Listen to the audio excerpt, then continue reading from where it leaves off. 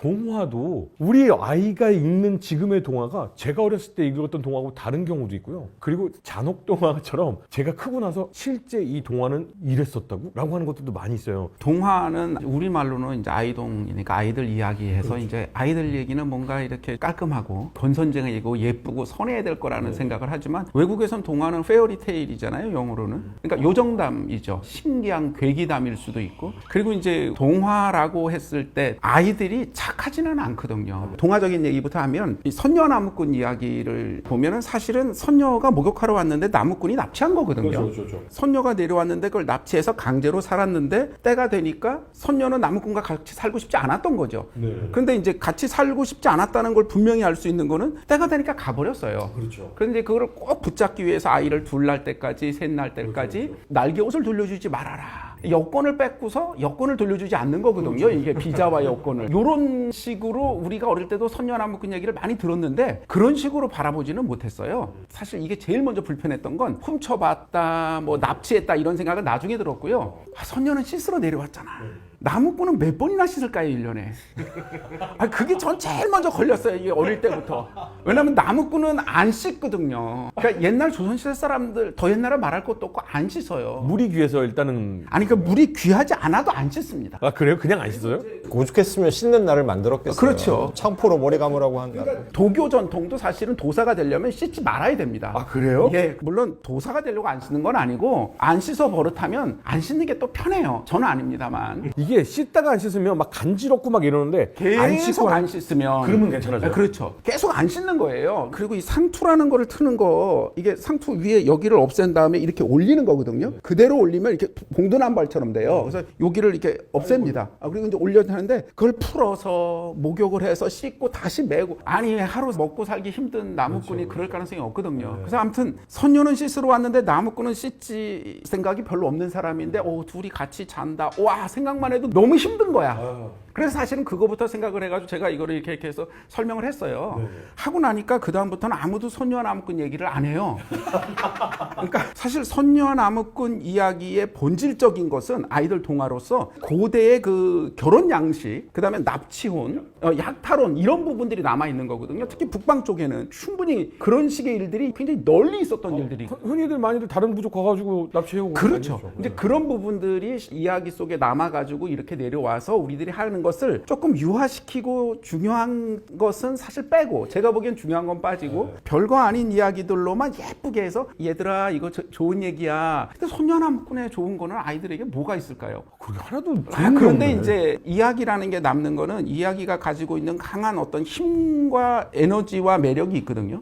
그렇기 때문에 전승이 사라지지 않고 계속 내려오고 있는 거거든요. 그 부분이 살아남은 부분들을 봐야 되는데 그 부분을 설명하면 자꾸 이제 동화의 아이들용이 아닌 것처럼 생각하게 되는 거죠. 동심 파괴하고. 예. 제가 사실은 그래서 동심 파괴하는 사람 아니냐라는 얘기를 저희 집에서 듣습니다. 밖에서 듣지 않고. 그래서 이제 신데렐라 이야기 같은 경우에도 신데렐라 연구를 서울대 주경철 교수님이 많이 하셨어요. 그 중에 이제 신발 유리구두를 신는 거잖아요. 유리구두는 이게 이제 스판이 아니니까 꽉 맞아버리죠, 애들이. 네네. 안 들어가지고 언니들이 강제로 집어넣으려니까 막 엄마가 자르는 거거든요. 막 잘라서 막 집어넣으려고 그러고 했던 그런 부분. 발을 잘라서 집어넣는 버전이. 예, 뒤꿈치를 자르는 겁니다. 그러니까 이제 이야기라는 게 굉장히 많이 있으니까 이런 버전 여러 버전이 있죠. 그 버전에서 이렇게 막 피가 철철철 나는 그 신발을 신는다. 이런 걸 또 상징적으로 처녀의 초경. 그래서 이제 신발이라는 것이 어떤 성적인 의미, 뭐 이런 부분들로도 굉장히 널리 퍼졌던 거죠. 그러니까 이제 이런 얘기를 구체적으로 설명하고 그 시대에는 괜찮았지만은 시간이 지나면 굉장히 이상해 보이는 부분들을 설명하니까 동화를 다 이제 없앤다고 생각하는데 사실은 그게 아니라 동화의 본질에 더 잘 다가서서 그 시대를 이해하고, 더 중요한 건 거기에 핵심적인 부분들을 우리가 잘 이해할 수 있게 되는 겁니다.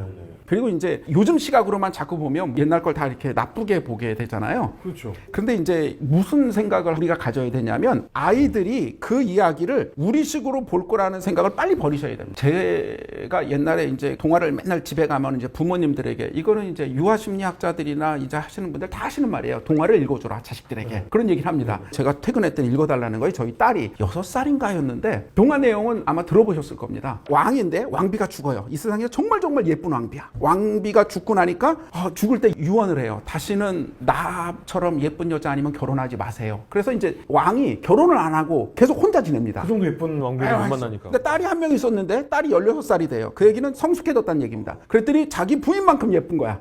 그래서 이제 딸과 결혼하겠다는 얘기예요. 유언을 받아들여서. 제가 만든 얘기가 아니고 많은 곳에 있는 얘기고 동화책으로 있어서 아이들이 읽었어요. 그 동화책을 딱 꺼내와서 저희 딸이 읽어달라는 거예요. 그래서 저는 이제 큰 소리로 배운 게 있으니까 열심히 읽었죠. 이 딸이 하늘에 있는 해로 만든 드레스를 만들어주면 결혼하겠어요 이러는 거예요. 근데 이 왕이 얼마나 능력이 뛰어난지 해로 만든 드레스를 만들어줬어. 그랬더니 아니 달로 만든 드레스를 만들어주세요 그런 거예요. 그걸 또 만들어줬어. 별로 만든 드레스, 그러니까 3번 했죠. 그것도 만들어줬어 왕이. 근데 도저히 결혼하지 않으면 안 될 때가 됐는데 옆 마을에 다니던 왕자가 와서 결국 구출해내고 이 왕과 대결해서 왕이 깨달아요. 미안해. 그냥 너랑 결혼하는 게 낫겠구나. 그런데 원전은 사실은 왕을 죽이고 딸을 구해서 결혼하는 거예요. 자, 그 동화를 제가 계속 읽었습니다. 근데 중요한 건 밖에서 일하고 있는 부인이 듣더니 끝나고 부르는 거예요. 어떻게 그런 걸 애한테 읽어줄 수 있느냐고. 동화야. 아니 근데 그런 얘기 안 통하는 거지. 이렇게 심각하고 이게 근친상간에 뭐 이게 지금 뭐냐고. 그래서 제가 딱 한마디 했어요. 이 동화책은 내가 산 게 아니잖아. 집에서 사놓은 거죠. 그 얘기를 저녁마다 갈 때마다 읽었거든요. 세월이 지나서 동화책이 그대로 있어서 저희 딸이 16살인가 17살 때 그 동화책 너 옛날에 읽던 동화책들이잖아 그랬더니 자기가 읽었던 거죠. 그래서 보고서는 깜짝 놀라는 거예요. 이런 내용이야. 여기서 제가 아이가 그 얘기를 들으면서 그거를 근친상간 이야기로 받아들였다고 생각하는 어른들의 생각이에요. 아이는 거기서 선과 악의 문제, 우리 아까 말씀하셨던 것처럼 자기가 선하다고 생각하는 곳에 투사하는 마음과 악하다고 생각하는 투사하는 마음, 그 둘이 경쟁하는 것을 통해서 선한 게 이기는, 아까 말씀하셨던 영지주의도 사실 그런 거거든요. 선과 악을 투사해가지고 서로 싸움 속에서 결국 궁극적으로 선이 이김을 통해서 내 도덕성이나 내 것이 강화되는 부분들이에요. 그래서 사실은 아이들에게 있는 그대로의 동화를 읽히는 교육이 제일 중요하지, 어른들의 생각으로 요거 빼고 요거 이상하니까 고치고 이러면 본질을 훼손하는 경우가 굉장히 많습니다. 저도 이게 너무 좋아서 사실은 어린 딸들이 특히나 6살 이때쯤 딸이 너무 예쁘게 얘기하잖아요. 난 아빠랑 결혼할 거야. 근데 이걸 다른 시각으로 보는 사람들이 이거 문제 있는 아빠네? 이러면 안 되잖아요. 아니 사실. 그분들의 시각은 별로 중요하지 않고 결혼한다고 그러셔야 됩니다. 그렇죠. 그럼 너 시집가지 마. 그럼요. 나랑 꼭 결혼해 라고 할수록 아이는, 사실은 제가 한 얘기가 아니라 저 유아 심리학자들이 정말 도덕성과 선과 악에 대한 가치 판단을 훨씬 더 잘 정확하게 할 수 있는 그런 것으로 성장하게 되는 거죠. 이게 사실 이렇게 말씀하신 그 포인트가 정말 중요한 것이, 그러니까 우리가 알고 있는 동화라고 불리는 그런 이야기들이 되게 세계 곳곳에서 법문화적으로 비슷한 얘기 나타나는 경우들이 많이 있거든요. 그러니까 이게 이제 뭘 말해주냐면은 그 동화의 이야기들이 실제로 인간의 삶에 어떤 식으로건 긍정적인 영향을 끼쳤기 때문에 지금까지 남아있다라고 볼 수 있는 것이죠. 그리고 또 이 동화 여러 이제 세계 곳곳에 퍼져 있는 이야기들을 살펴보면 알 수 있는 것이, 첫 번째로는 인간 본유의 어떤 이 힘성의 구조. 그러니까 왜냐하면 우리는 다 같은 종이다 보니까 생각하는 방식이 비슷한 부분이 분명히 있거든요. 그런 부분들이 구조주의적으로 나타난다라는 사실도 알 수 있고요. 또 하나는 이 이야기들의 분포를 살펴봄으로써 이 지역들이 과거에 어떤 식으로 교류했었는지도 살펴볼 수가 있거든요. 근데 대표적인 사례가 유럽 쪽에서 나타나고 있는 굉장히 많은 동화들이 있어요. 그 가운데서 뭐 잠자는 숲속의 공주라든가 혹은 그 라푼젤, 이런 이야기들의 일종의 원형격의 이야기가 사실 고대 이집트에서 나오거든요. 근데 이게 원형인지는 알 수 없지만 되게 구조적으로 유사한 이야기들이 나타나요. 근데 시기적으로 훨씬 더 앞서죠. 이집트 쪽에서 나타나는 판본 가장 유명한 것이 그 왕자의 운명이라고 하는 이야기가 있어요.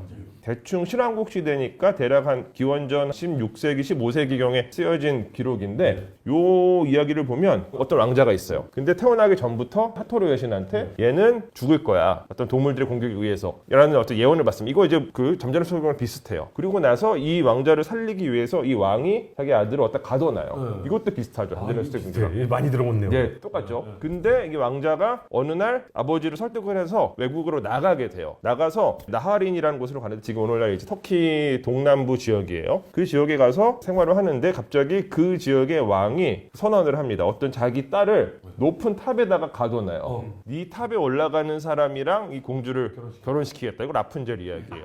네, 이런 식으로 이야기가 계속해서 똑같은 구조가 쭉 이어지는데, 근데 아쉬운 것은 이 왕자의 운명이라고 하는 이야기 그 판본이 끝에가 잘려 있어요. 그러니까 이야기가 어떻게 결론이 내려지는지 모르지만 우리가 이미 알고 있었던 여러 동화 이야기들을 토대로 어느 정도는 정도는 상상을 해볼 수가 있죠. 이제 이런 방식으로 굉장히 많이 그 이야기들이 여러 각 지역에서 시대를 불문하고 나타나는 경우들이 많이 있습니다.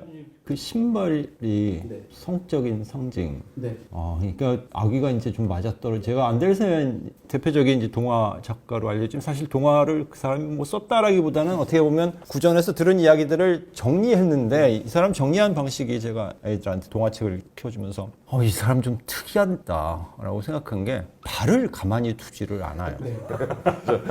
나이팅게일 다리 부러뜨리죠. 그다음에 성냥팔이 소녀 그 추운 겨울에 맨발로 있잖아요. 인어공주 그 지느러미를 다리 만들어 갖고서 걸을 때마다 아프다고 비명을 지르잖아요. 그다음에 외다리 병정도 다리가 하나밖에 없고 최악은 저건데 빨간 구두 까만 구두 안 사고 빨간색 구두 샀다가 동네 사람들이 막 눈총 주니까 정신이 휘가닥해 갖고서 막 미친 듯이 춤추다가 어떻게 되냐면 나무꾼한테 다리 잘라달라고 해서 나무꾼이 도끼로 발목을 잘라버리잖아요. 이걸 이렇게 계속 읽다가 보니까 제 나름대로 가설은 뭐냐면 안데르센은 발 패티시가 있던 사람이다. 그래서 정신적으로 뭔가 정상처럼 보이지는 않는 거예요. 아니 이게 묶어놓으니까 진짜 이상해요.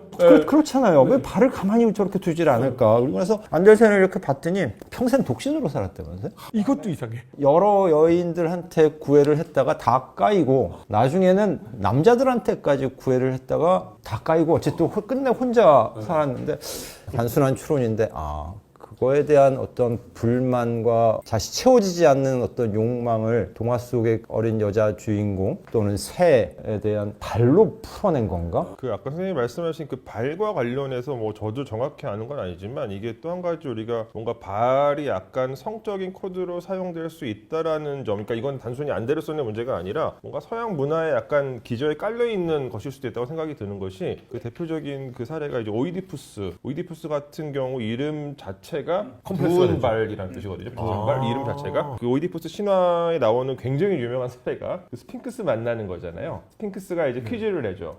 아침에는 4발, 점심 때는 2발, 저녁 때는 3발로 걷는 존재는 누구냐 했을 때 인간이 나오는 그 지점에서도 발이 강조가 되고요. 또 오이디푸스가 나중에 이제 폐륜을 저지르고 나서 눈이 멀고 그 다음에 죽을 때까지 계속 맨발로 다녔다 뭐 이런 또 내용들이 나오거든요. 그러니까 뭐 이런 점들을 이렇게 엮어서 생각을 해보면은 이게 뭔가 서구 문화 혹은 뭐 인류의 문화 등의 보편적 그 구조 속에서 발이 약간 어떤 성적인 부분으로 치환되어서 이렇게 사용되지 않았을까 하는 생각이 좀 드네요. 그게 발이 소유와 관련되어 있는 게 중국은 전족이 있잖아요. 제가 못 걷게 소유욕을 가장 상징할 수 있고 소유를 할 수 있는 가장 큰 근본은 발에 있기 때문에 발에 집착한 것이 아닌가. 우리나라 예전에 친구들이 신랑 발바닥 때리는 거는 발 마사지. 그건 발 마사지죠. 혈류량 별로 시원해 보이지는 않아.